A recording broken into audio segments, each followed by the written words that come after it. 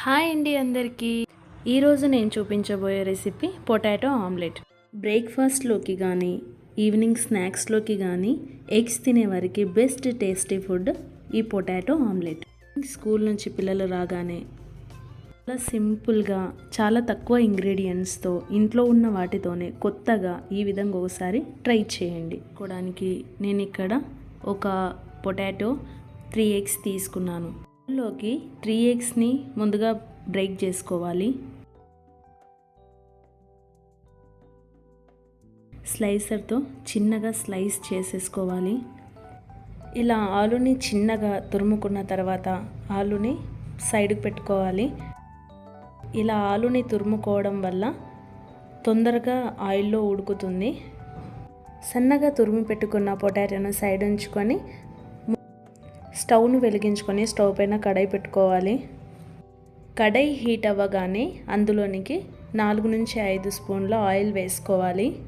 ఇక్కడ నేను పొటాటో ఉడకడానికి తగినంత ఆయిల్ వేసుకున్నాను. ఆయిల్ కొద్దిగా హీట్ అయిన వెంబడే తురిమి పెట్టుకున్న పొటాటోను ఆయిల్లో వేసుకోవాలి. మంటను లో టు మీడియం ఫ్లేమ్లో ఉంచి ఉడికించుకోవాలి. మధ్య మధ్యలో పొటాటోను కలుపుతూ ఉండాలి, లేదంటే అడుగు పడుతుంది. ఆలు లైట్ గోల్డెన్ బ్రౌన్ కలర్లోకి రావడానికి మినిమం 10 నిమిషాల టైం పడుతుంది. మంటను సిమ్లో ఉంచి ఆమ్లెట్ ప్రిపరేషన్ చూసుకోవాలి. ఇప్పుడు బ్రేక్ చేసి పెట్టుకున్న ఎగ్స్లోకి 1/2 టీ స్పూన్ కారం పొడి, తగినంత ఉప్పు, 1/2 టీ స్పూన్ ధనియా పౌడర్ వేసుకోవాలి. ఉప్పు కారం బాగా కలిసేలా విస్కర్తో ఎగ్ మిశ్రమాన్ని బాగా కలుపుకోవాలి.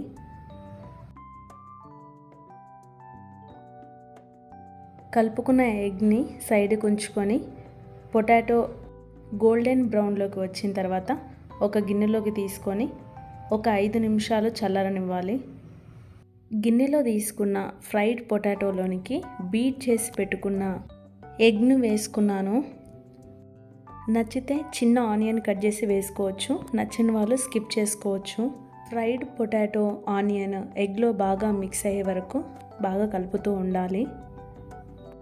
తర్వాత స్టవ్ వెలిగించి స్టవ్ పైన కడాయి పెట్టుకొని కొద్దిగా ఆయిల్ వేసుకొని ఆయిల్ని ఇక్కడ చూపిస్తున్న విధంగా స్ప్రెడ్ చేసుకోవాలి. కలిపి పెట్టుకున్న ఫ్రైడ్ పొటాటో ఎగ్ మిశ్రమాన్ని కడాయిలో వేసుకోవాలి. మంటను లో టు హై ఫ్లేమ్లో ఉంచుతూ ఒక 5 నిమిషాలు అలాగే ఉంచుకోవాలి. ఒక పక్క కాలిన తర్వాత ఆమ్లెట్ను మరో పక్క తిప్పి బాగా కాల్చుకోవాలి.